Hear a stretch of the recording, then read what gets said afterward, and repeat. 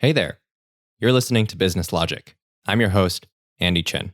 Before we start this episode, I wanted to acknowledge that it's a rough time for a lot of people. As I record this, many of us are dealing with the effects of a global pandemic. And so I wanted to say just a few words about this. For one, everything escalated really quickly. When this episode was recorded in late February, COVID-19 felt like a distant threat. Personally speaking, I'm a first-generation Chinese American. All my grandparents live in China, and so I was really worried for them. And now, just a month later, they're really worried for me. It's super striking how quickly fortunes can change like that. Secondly, my hope is that episodes of Business Logic can continue, but I hope you'll forgive me if I miss a month or two. Getting the top-tier talent caliber of guests that I've been lucky enough to get so far is way harder when everyone is rightly focused on getting through this time. So I'll keep you posted for any updates on the show's Twitter, which is at Business Logic FM. Lastly, I want you to know that I'm rooting for you. It's impossible to open the news, or open Twitter for that matter, and not feel real sad. It's hard not to be anxious about your own health, your parents' health, their parents' health. Some of you might be parents yourself, and maybe you had to turn your house into a daycare on very short notice. And on top of all that, and I'm assuming that you're all software developers, you also have to hold down your day job. It's a sudden, dramatic life change for a lot of people. So again, I just wanted to say that I'm rooting for you. I know this is a podcast about career growth, but while all of this is happening, I'd actually encourage you to not worry about your career performance this half or this quarter or however it works at your job. And hopefully your employer understands this too. So let me wrap up by saying that please stay home as much as you can. Stay healthy. We will get through this together. And I'm rooting for you. On to the show.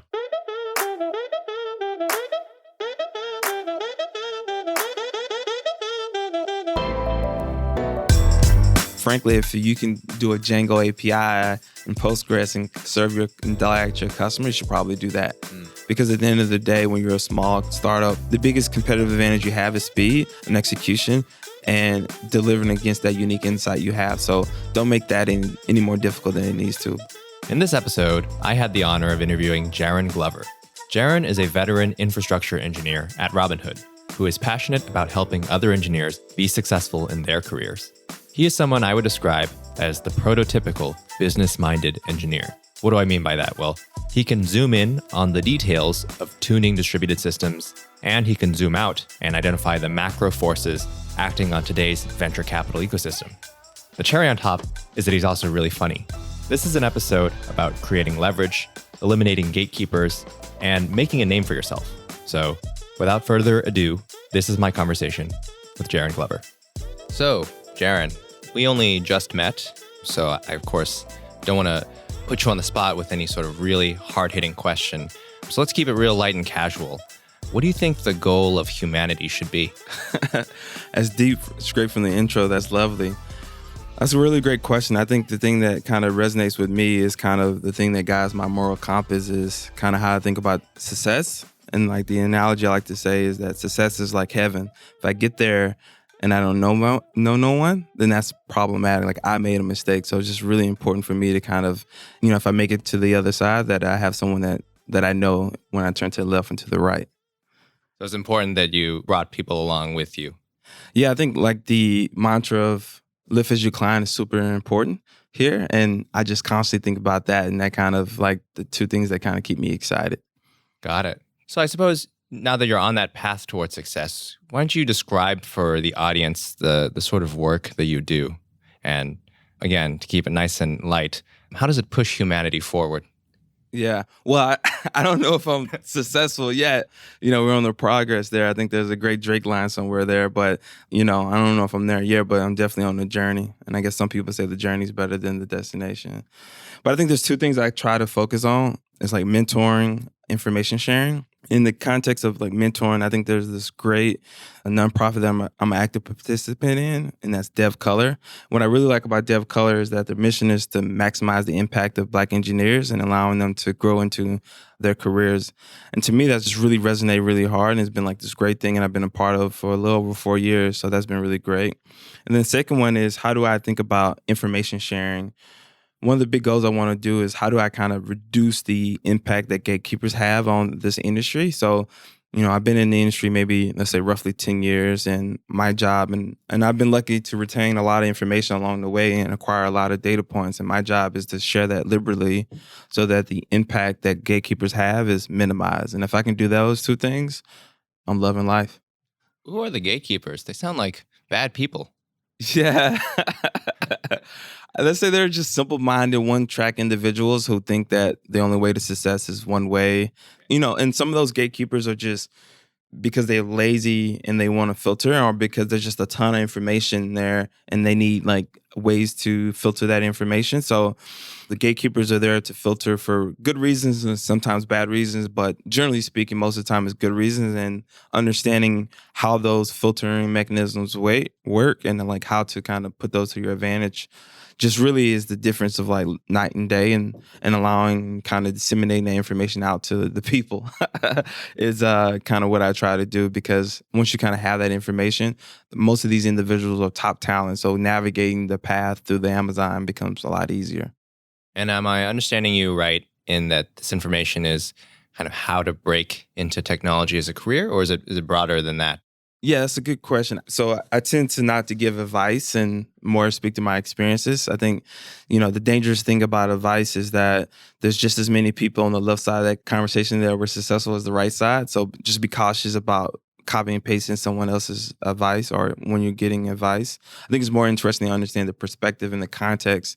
I just share from my experiences, right? I'm originally from Louisiana. Now I'm in Palo Alto. I spend most of my time in Palo Alto working down there, and I've came a lot farther, quicker, faster, and had a way bigger impact than I thought that I ever could have. And I'm standing on the shoulder of giants. So, those are the people who invested in me. So I'm just trying to make sure that I lift as I climb and I give back along the journey. So, or at least try to, at least. Jaren, you're too humble for the show. Right now, I need the resume, the LinkedIn. Like, this is San Francisco. So the first question is, where do you work?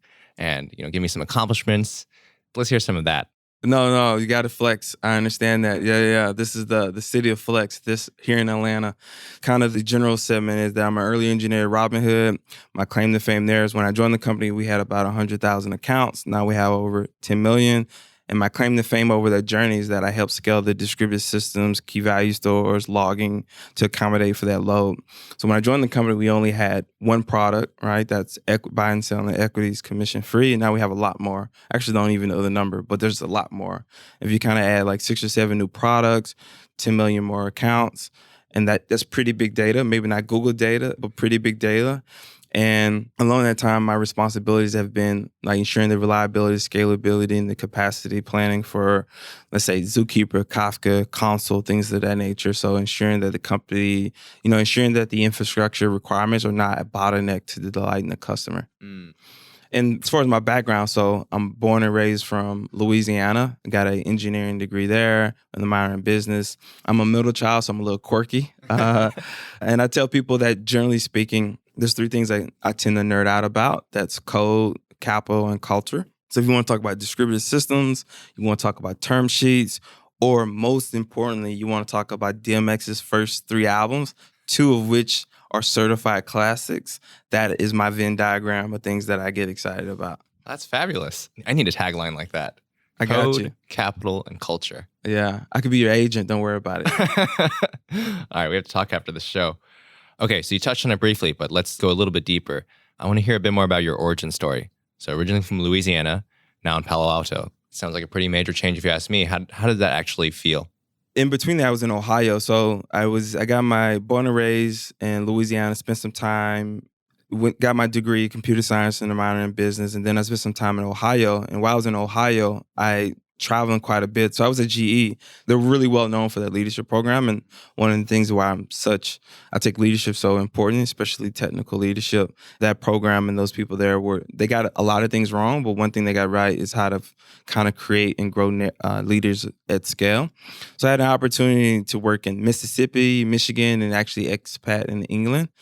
And those experiences were really great. It was a really great opportunity. I had a really great, probably one of the best managers I ever had at the time, and Susan there. And it was a great opportunity. And then 2013, roughly, I just kind of hit a wall. My mom might say it's a coming to Jesus meeting, but I think it was more a big reflection. Around the time I had read Reid Hoffman's Startup of You. I also read The Alchemist.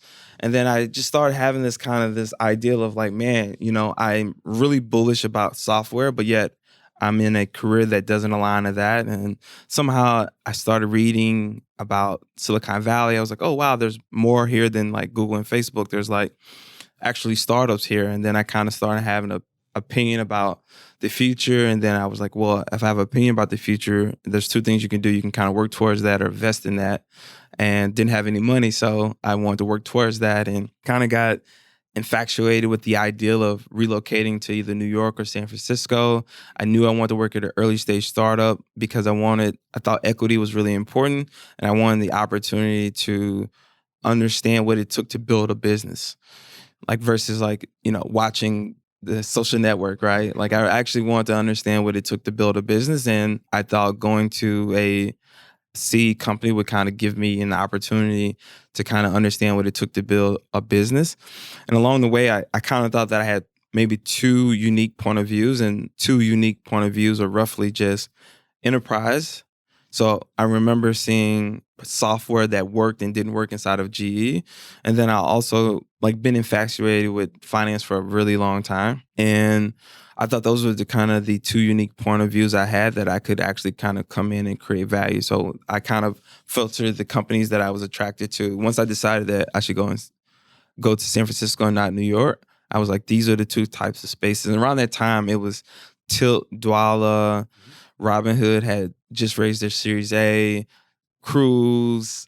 Think of the companies I applied to and didn't give me jobs. I hope they're listening right now. Yeah, they should be. They should be really mad because I've done really good so far. So, but around that time, fintech wasn't actually an industry yet. It wasn't clear that this industry would kind of make it to the big stage, and I was just really excited about the opportunity of coming here, building, and my girlfriend, now my wife at the time, decided to come with me, and we just never looked back.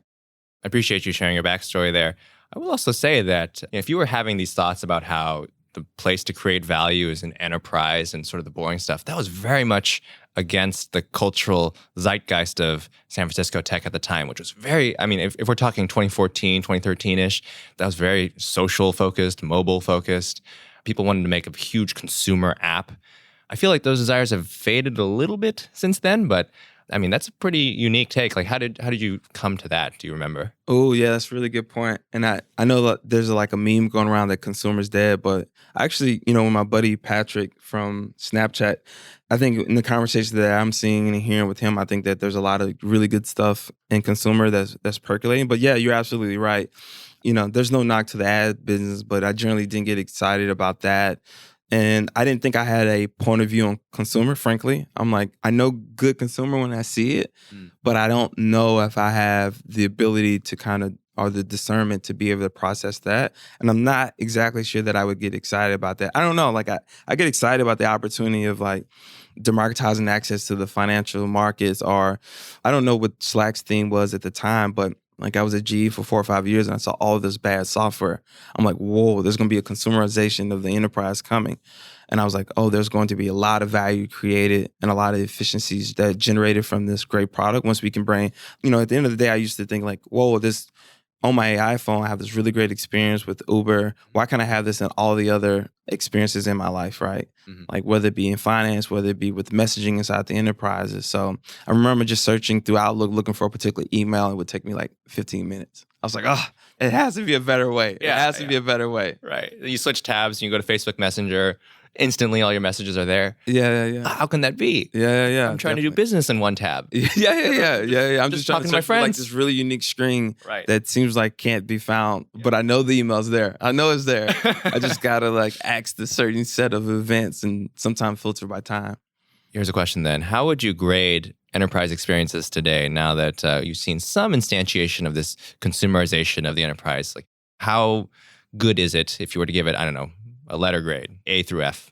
Good question. I think there's a lot of things, and whether it be security, whether it be in privacy, or whether it be in just onboarding experiences could be better. I think that the bar is pretty low, but I think the new incumbents are rising their tastes and the bar along the way. And I think that the standards and quality are only going to get better. But like, I kind of think, so one of my theses is around two-factor and password management still feels a bit archaic and it could be better.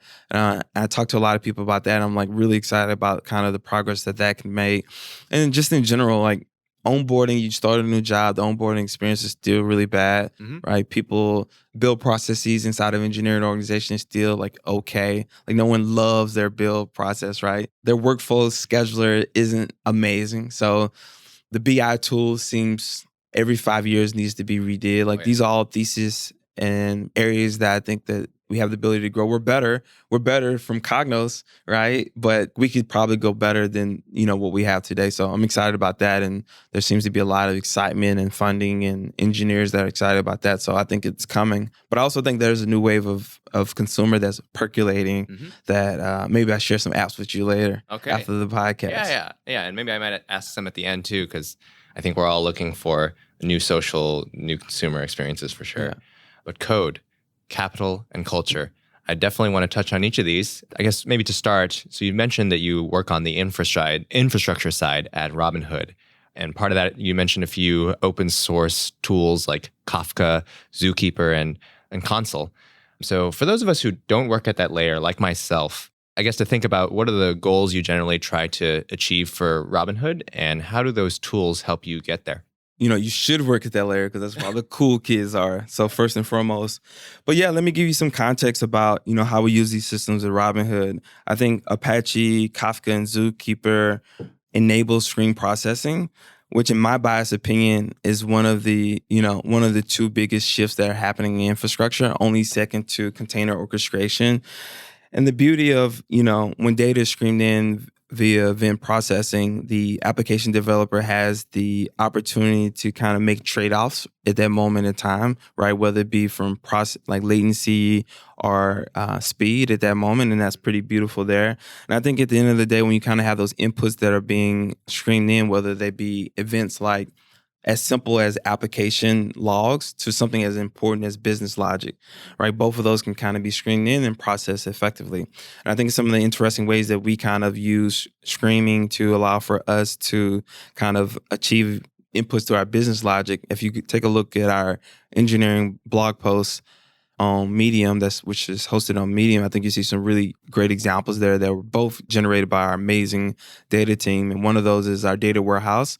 So our data warehouse is kind of powered and made available because of stream processing, thanks to Kafka. And then another great example is the news feed inside of our app, which is kind of powered. A small piece of a bigger pie of the systems that they built is kind of built on top of streaming, which actually our data engineering team built their own Python streaming library, which is pretty impressive. So those are like two really great examples. And I think generally speaking, the journey to event processing, the first step was response and request. You have an input, you have an output, and this is usually done synchronously. Then you kind of have a whole lot of inputs and then wait a while and then here goes a output. And then streaming is just simply, here's some inputs, here's some outputs. Here's some inputs, here's some outputs. And the ability for the application owner to kind of make trade-offs there is pretty magical. If I'm a user of Robinhood, which I think most listeners should know, but just in case, Robinhood is an app that lets you trade stocks for free. Like there's no fee involved with buying stocks. If I'm a user, maybe you could can you take an action that I would take and trace it through all the infra that you've helped to build and tell me, I guess, what it looks like on my perspective? Maybe not to that detail, but a good high-level analogy is that the events the actions inside the app, right? For example, you can kind of imagine that's basic event data. And we built up an entire pipeline that allows for us to kind of receive those events from our clients and be able to process them. And the beauty of these events that those events can go into our data warehouse, they can go into our risk and fraud, they can go into our customer support to allow us to be able to better service our customers. I think there's a lot of other examples, whether it be like news feed, our data warehouse. I think we actually had a big engineering blog post, a regular blog post about the clearing platform that we built from the ground up. And that is done on the entire clearing process. That's pretty low level stuff from a broker dealer perspective. But if you kind of take a look there and that blog post, a lot of that technology for clearing trades is powered through Kafka, so which is pretty exciting there. You mentioned earlier about how you're really, really bullish on stream processing as an infrastructure paradigm. When you talked us through kind of the previous paradigms, like just request response, batch. I'm just thinking now, like, why not use stream processing for literally everything? Like, if you can get real-time data that's more or less never stale, why isn't that strictly superior to things like batch? Ooh, yeah. Well, not everything has to be batch. Like, I think that's like a bad analogy, like why streaming or batch, because there's a lot of in between, right? If you just think about it at a particular scale, like writing to a Postgres database could be just as efficient as fast, right? It could feel very real time if you only have like 1 million customers or, 100,000 customers. So I'm pretty pro streaming when it makes sense. I think that I always try to tell people, when you're a man with a hammer, right, all you see is nails. So in the words of J. Cole, you want to choose wisely when you're kind of picking your technology, because if you don't choose wisely, your architecture decisions and language decision can create tailwinds or headwinds, right? In the world of startups, you want to create tailwinds. And I think that for a lot of people I talk to, streaming does make a lot of sense, because I personally think the platform and the design is pretty mature, but it's a fairly complex setup to be able to do. And you need to have the engineering talent to kind of deploy that, scale that, and tune that. And some of the cloud services make it a little bit easier. But frankly, if you can do a Django API in Postgres and serve and delight your customers, you should probably do that. Because at the end of the day, when you're a small startup, the biggest competitive advantage you have is speed and execution and delivering against that unique insight you have. So don't make that any more difficult than it needs to. But yeah. You probably shouldn't be doing a lot of stuff on batch, though. The real trade-off is streaming versus just writing to a Postgres database, right? Some things have to be batch just by nature of the downstream contingencies. But I think that the real question is, should I write it to a Postgres database or stream it through some type of queuing technology? Just to really get tactical here, like, how would I make that decision between if I need to do a particularly critical write, like someone trying to execute a trade on Robinhood? Like, how would I decide whether I want to execute that write inside of a request handler versus queue it up using Kafka or similar technology? I guess the question is depending on the makeup of this, like what scale we're talking about. Probably below 1 million customers, you can probably get pretty good execution. And the transactions of Postgres are just really good, right? There's a lot of history with finance and enterprise companies serving their customers to big scale using Postgres. I think one of the more famous at one point in time was, I think Instagram was well known for scaling a lot of writes through Postgres.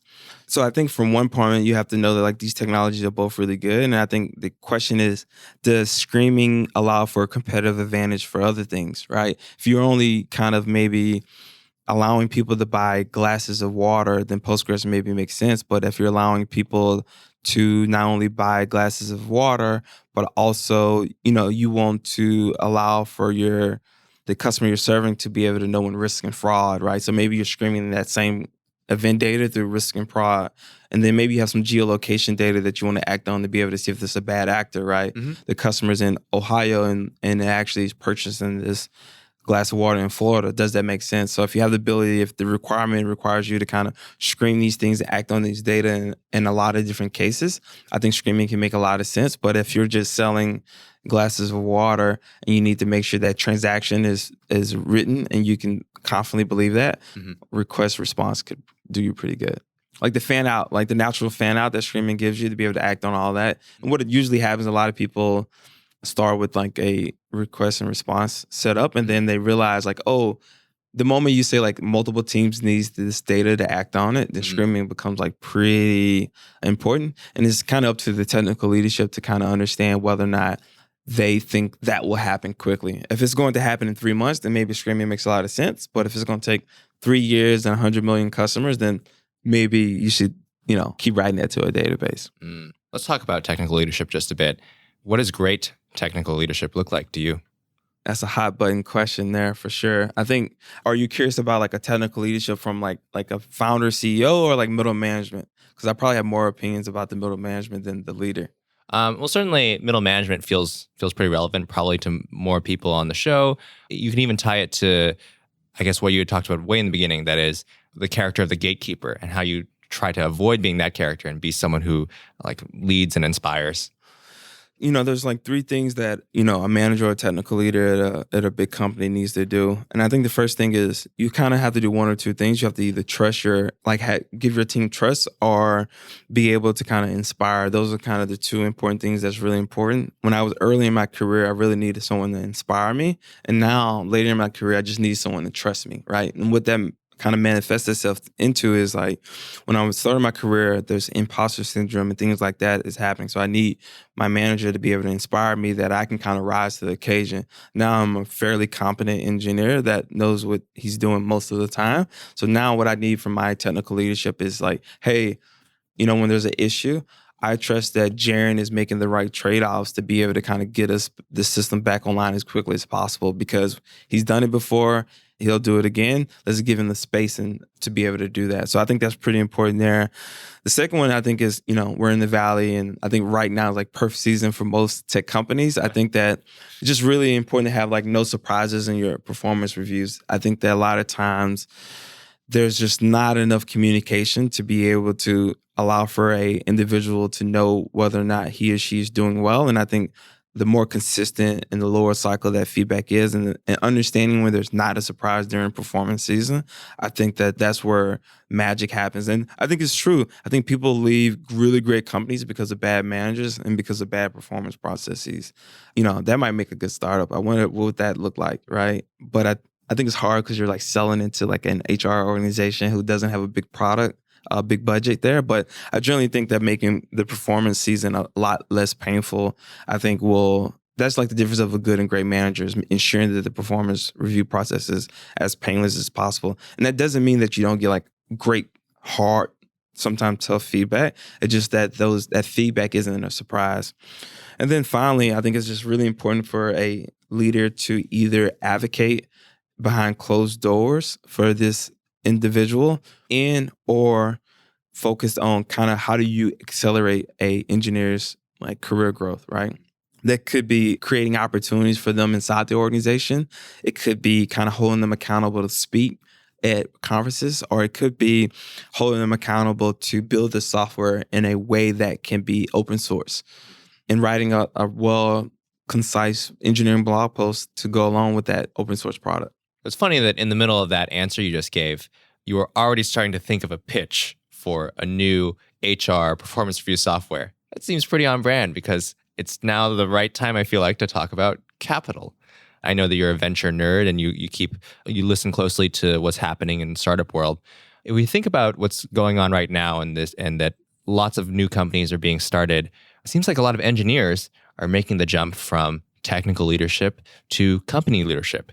So what do you think is driving that phenomenon?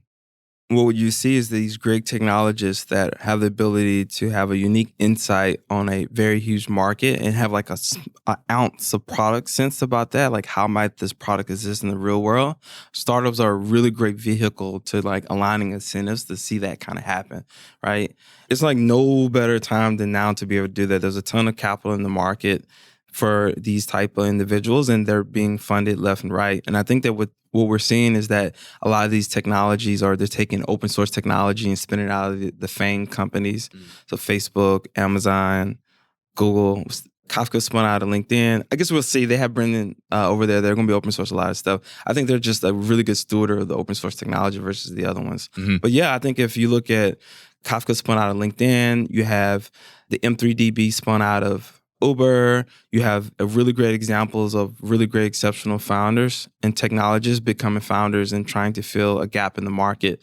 And there's a lot of capital wanting to kind of help make sure that happen. And this is kind of on the tailwinds of the great work that Confluent's done, HashiCorp has done.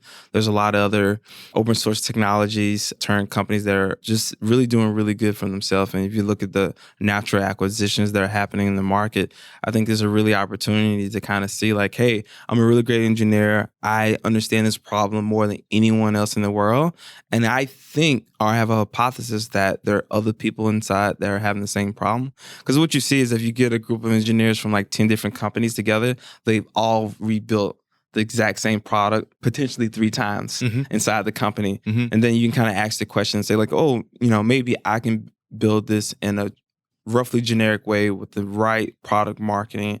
And if you can have the ability to find product market fit, you have a real company that could be they create a ton of value for the customers, the employees, and the founders. And I think it's just a beautiful time for engineers to kind of empower themselves. This is like, YC was maybe the first step in doing that. And now I think that, the kind of natural venture community is trying to support engineers on this next journey to kind of empower that vision of taking that product or that space or that skill set that they learned inside. I don't know if the product inside of Google is called Dapper or not, but he basically, the white paper was kind of presented. He left Google and built Lightstep from the ground up. And that's just like a beautiful example of what's happening in today's industry with a great technologies in a big market with a unique product insight. I think it's just no better time to kind of execute that vision in the vehicle of a startup. Absolutely. Yeah, I think it helps that we have infrastructure engineers like yourself being more willing than ever to adopt an open source technology like the ones that you've mentioned. One of the reasons that it's such a great time for engineer entrepreneurs is that there's a lot of capital. And I keep hearing people say that capital is cheap, but what does that actually mean? Like if you kind of meet the profile of exceptional engineer at one of these big tech companies and you have a expertise in a market or a product that a tech vertical that might be able to be used across multiple companies, I think you're in a position where raising money could be really easy. There's an argument to say that the kind of capital is cheap meme comes from the fact that there's a lot of venture capitalists raising a lot of money. And there's some nuance there because the industry isn't that big as a whole. But I think historically over the last half decade, you've seen a lot of these individuals chase a small set of founders to be able to kind of bring these products to market. And I think the timing worked, right? For a very long time, that the only company that can make money in open source was Red Hat. I was having a conversation with someone the other day that thinks that there's like 3 or 4 other companies that have an opportunity that are private now to have $1 billion in revenue to be a open source technology. I just look at like Mongo and things of that nature. That's just beautiful to see that transition happen over time. And obviously, those are a couple public companies, and those are not investment advice for sure. Right. But just talking about the open source technology as like being impressed by the technology itself and transition over time by great tech founders. In terms of macroeconomic trends, like the ones that are, I guess, most relevant to us as engineers and potentially employees at companies, what do you see as the most relevant trends? I used to be a big trend and thesis guy when I wasn't spending all my time tuning distributed systems. So I don't have a time to kind of pontificate in general about a lot of these macro trends. But I generally think that these markets are just so much bigger than anyone ever thought, right? If you either look at cloud, you look at SaaS, I mean, these companies and these markets are fairly big and they're really high growth rates despite that. So I just think that the markets are just so much bigger than everyone ever thought. And there's just a ton of money being spent in very obscure places. Like I think in your previous episode with Chaitan, he made the comment about look at how many mainframes IBM sells, right? Yep. So there's just a ton of like economic value still locked into these markets. And I would challenge the entrepreneurs and founders to kind of do some market research and understand where their product may or may not fit into these big economic opportunities inside these kind of locked up incumbents. And it's an exciting time because I think the climate is malleable to having a no-name entrepreneur from Louisiana build some technology and bring it to market. So it's an amazing time to be alive in engineering. Seriously. Yeah. Honestly, I think about that too, how wild it is. It almost feels like we're going to be in the history books. Not necessarily you and me. Although, Well, you never know. You never know. Yeah. My mom would like, so I think she would like for that to happen. We'll see. Right. But I mean, I guess just there's something about right now and this time and this place where you got to imagine that kids, 20, 50, 100 years from now will look at their history textbooks and they'll say something about Silicon Valley and how this was a time of tremendous change on the internet. And I don't know, when we read about the Roaring 20s, it feels like it'll be like that. Oh, but yeah. the 2020s. Yeah. No, I think it's really easy to not be an optimist given the data points that we're having, but I tend to be a default optimist. And I think there's just a unique opportunity for the industry and individuals in it to kind of have like a long lasting impact. And I just think about my older brother has 3 kids and they just know how to work. And my youngest is teaching my mom how to properly use Snapchat, right?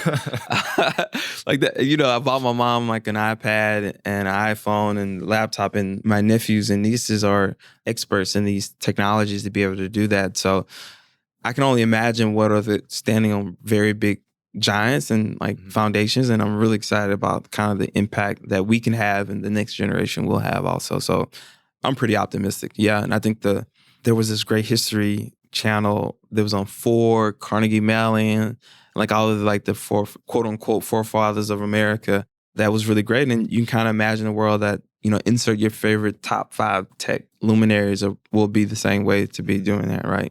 Assuming they're on the right side of history, which I think most of them will be. So I'm excited for that. Feels like a great time then to talk about the last bit, the culture. Oh, nice. My favorite. Talk about the culture. My favorite.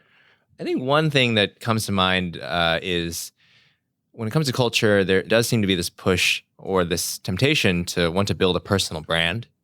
It just feels and seems like it's good for your career. And especially as engineers, there's so many opportunities to do that with, writing papers or doing conferences or things like that. Why or why not would you say engineers should invest in a personal brand? Oh, yeah. Brand feels like a dirty word.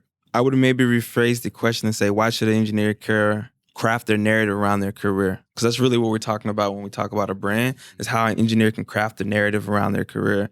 And at the end of the day, I think a lot about like, how do you ensure the best opportunities find you, right? If you're an amazing distributed systems engineer in Idaho and I have no way to kind of discover you, then it's really hard for me to hire you. So I think that that's pretty important. Like, I think it's just really important for you to allow for yourself, evolve as an individual, to allow for internal and external opportunities to be attracted to you. And you want to build this kind of magnetic force where the best opportunity is finding you. And if the best opportunity is finding you, you have like pricing power. Mm-hmm. And if you have pricing power, that means that you get really great economics and ideally aligned incentives around it. So I think that's pretty important there.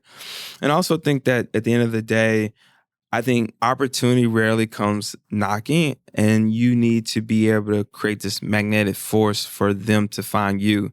And that could be through writing, for example. I think writing is the most highly leveraged thing an individual can do, because the distribution channels that we have with LinkedIn, Twitter, and just your personal blog is just so high. I think it's just the most leveraged thing you can do. Or high quality tweets. I've met people just off like good tweets. And I think that at the end of the day, I think the ability to kind of create leverage and distribution for yourself is just, it can have a 10x effect. I mean, I think I'm pretty sure the only reason I broke into the Valley is because people were willing to meet with me. And the reason they were able to meet with me is kind of some Tumblr posts that are written and some high quality tweets and engagement on the internet. So I think that really, really important, because at the end of the day, you need to find something that's authentic to you. If speaking is your thing, maybe writing is your thing. If writing's not your thing, maybe speaking is your thing. You just need to find something that's super authentic to you, or maybe coming on your podcast, right? Mm-hmm. All these are things that might be authentic to you, and finding a way to kind of do that. Because at the end of the day,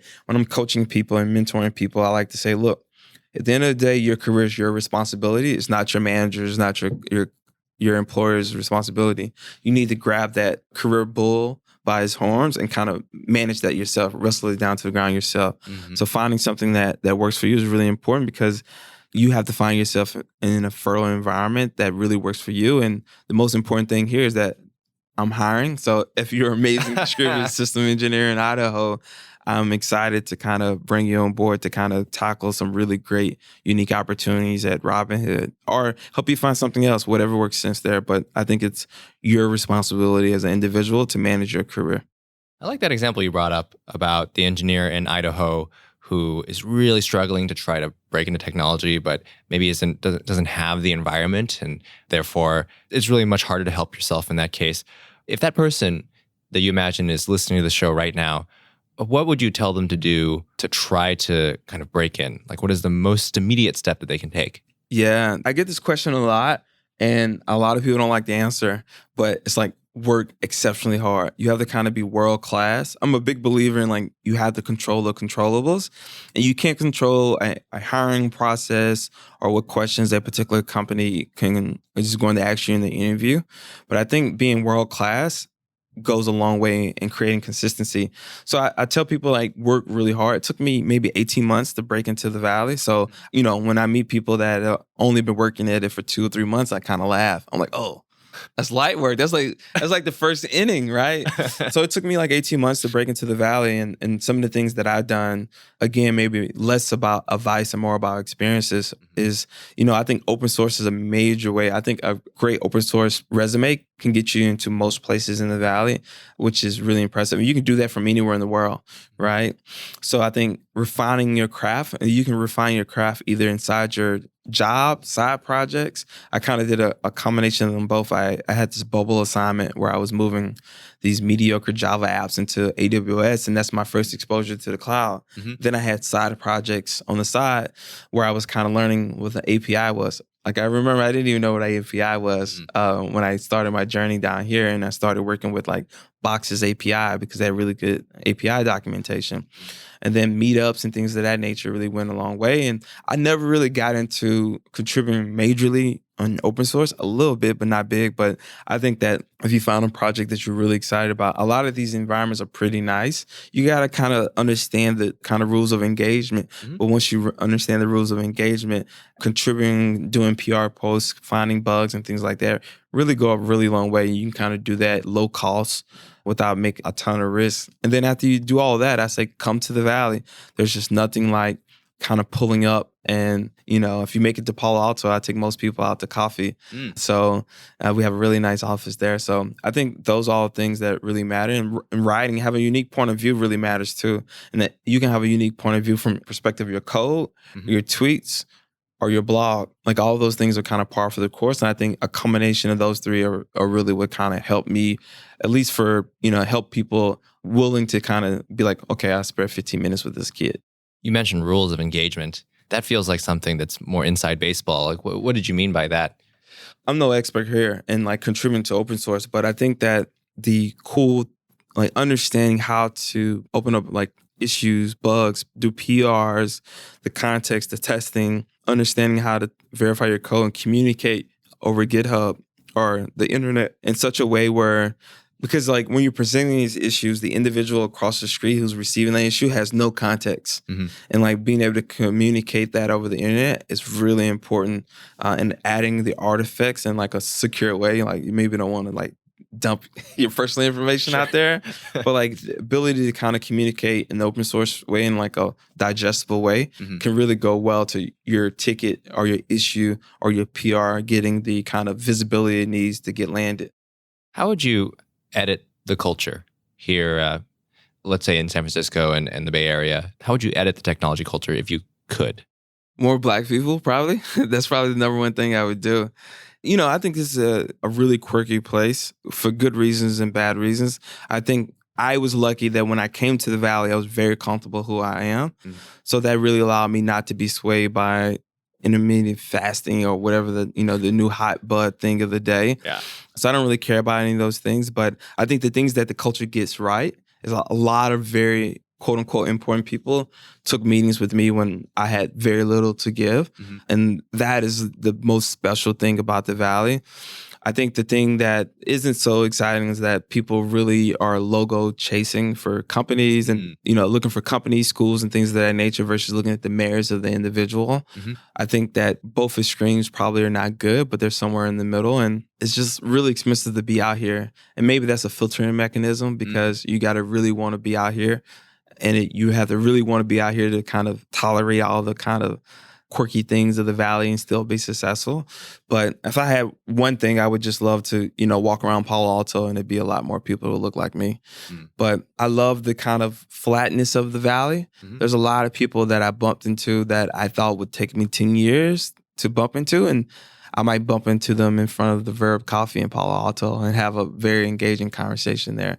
It's an interesting place with duality. It's far from perfect, but it has this unique charm that made me move from Louisiana to it. So I love that you mentioned the pay it forward culture. I mean, right when you said that, just highlight reel in my head of all the people who likewise just somehow, you think they're way too important to, even look at you, but people are very generous with their time, like surprisingly generous. Yeah, scary too much. I'd be like, well, and that's just the beauty of the Valley. I think someone once told me, you're never up or down, you're just coming around in the Valley. I remember this other guy, I had breakfast with like a year and a half ago. He said, man, the time delta between being a nobody and a person with high influence in the Valley is the shortest time anywhere in the world. So you probably should be nice to people. I love that. In retrospect, Code, Capital, and Culture, if you had to sort of recommend some artifact for people to consume for each of these, what would you recommend? Oh, yeah, that makes a lot of sense. So before we kind of dive into those, when people are coming to the Valley or they're having a tough time, I'll probably send people 2 essays that I think were very important to me coming to the Valley, and I kind of revisit them probably twice a year. And the author is a woman by the name of Rebekah Cox. And the 2 essays are Ambition and High Standards. And I just think that those 2 things were just so important for level setting and kind of setting the expectations of what it might take to be successful in the Valley. And I think those 2 essays by Rebekah are pretty priceless. They're on her websites like Artsy Papers or something like that. And I think those 2 essays are just so important. I'm probably going to reread them again later tonight. But yeah, when I think about those 3 categories, I think generally speaking, for Code, I think that Kelsey Hightower's videos, especially those that were pre-Google. So Kelsey's a principal developer advocate at Google, and his videos and demos are just magical. They're just so great. I remember I watched the video, this is like 2014, when he was at CoreOS at the time, and he talked about containers and fleet management and container orchestration, and I was just like completely inspired by his work. I was like, wow, if he can do it, I can do it too, right? So I think his work, and he's just amazing. So I would spend time and watch all his videos because they're pretty good. I think that there's a lot of free distributed system information out there. Also, we can link in the show notes. Absolutely. By a gentleman by the name on the internet, aphyr. I think his first name is Kyle. Yeah. So that information there is really great there. I think it's just really, because at least when I went to college, there was no distributed system course. So this information in one place on the GitHub is just like, wow, you can just lose hours just digesting those papers and information. Right. As far as capital goes, I think, the 2 things that kind of come to mind are Peter Bernstein's The Remarable Story of Risk. And I've been thinking a lot about risk in general. It should be a podcast. I mean, not a podcast, but a blog post once. I just think that the concept of risk is not stagnant in the sense of like your profile for risk can evolve over time. I remember, when I kind of came out of college because, I grew up right out of poverty and I was like, whoa, this is it, $63,000. This is it. My life's changed. It's 3 times the amount of money that my mom's made. This is it. I'm like, all I got to do is get a 401k and life's good. But I saw as I evolved over time and got more exposure, experiences, and information, my risk profile kind of evolved over time. And one of the things I try to tell people is, really challenge yourself. The floor is actually not as low. It's not as low as you think it is. It's actually, the floor is a lot higher, and your ceiling is potentially uncapped.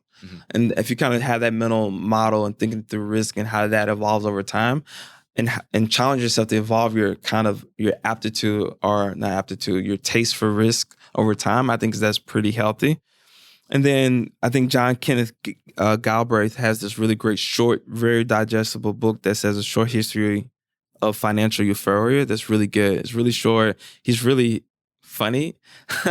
He's like an OG economist, and I think the way that he kind of has his personal humor comes out in writing is really great. And I wish I could write as good as he writes, frankly. Mm-hmm. And then lastly, there's like, you can kind of check my tweets for like the music that I'm listening to, but I think like some really good documentaries that I watched that were pretty impactful is the Hughes brothers, the Defiant ones, which kind of follows early Dr. Dre and Jimmy Iovine, who were the co-founders of the Beats. Mm-hmm.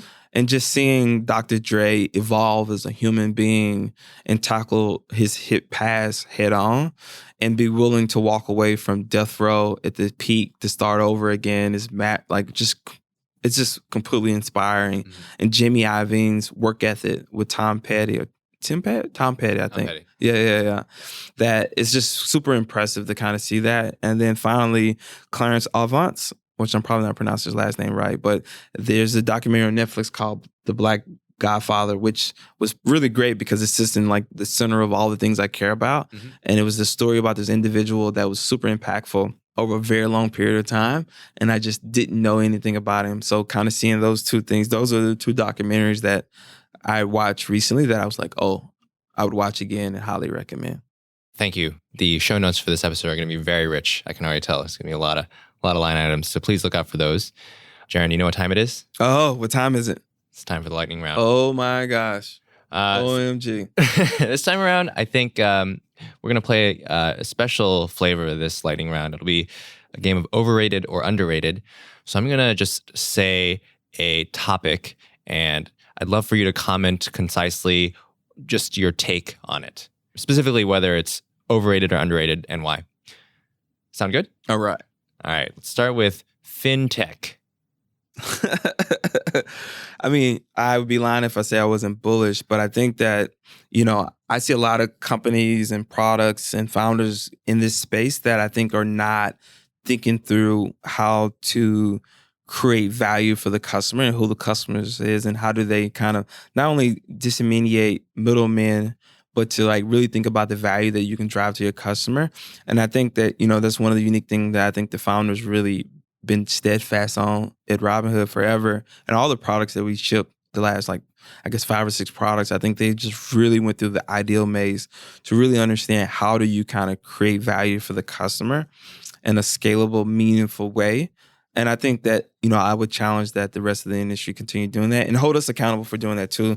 And I think that, working as hard as possible to think through how to do the right thing for our customer and grow the business. So I'm just really excited about that. In the industry in general, there's been a ton of stuff in the news in the last 2 weeks that just show that the industry is percolating, which wasn't the case when I was excited about it in the early 2000s, right? It was pretty grim. Like no one thought that finance and fintech, it was only Wall Street. It could never be nothing else. And I mean, just look at what the Collison brothers have done in 8 years, 6 years? I'm not sure.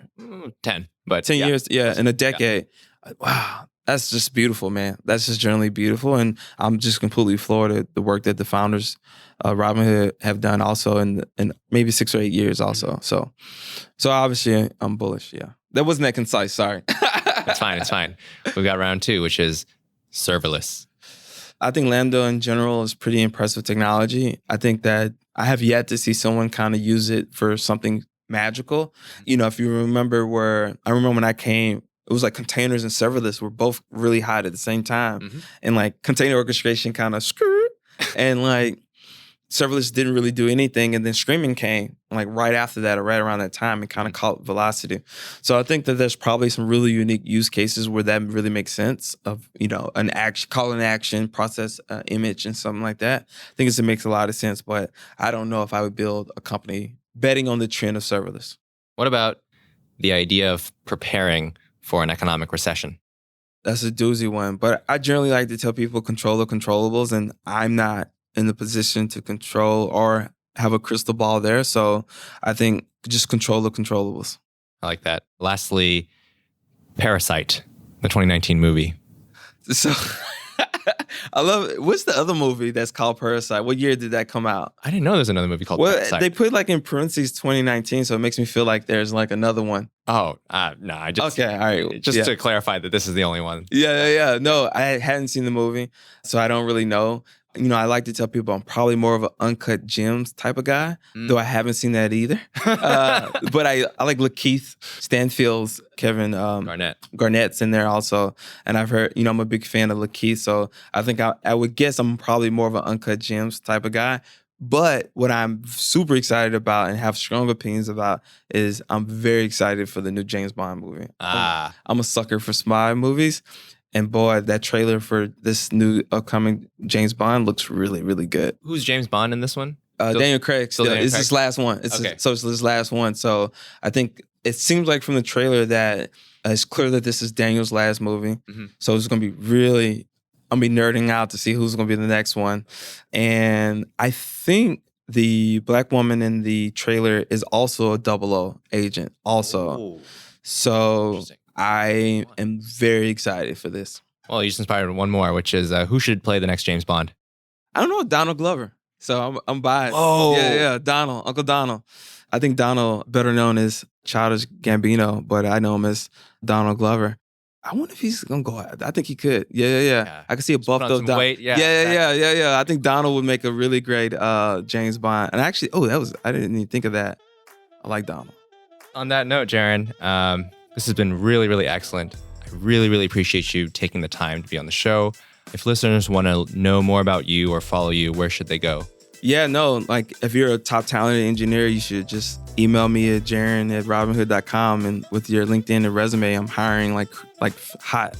So I'm excited to talk to some really amazing engineers, amazing founders. I'm probably actually better on Twitter than over email, frankly. But if there's anything that I kind of missed the hit on, feel free to kind of tweet at me.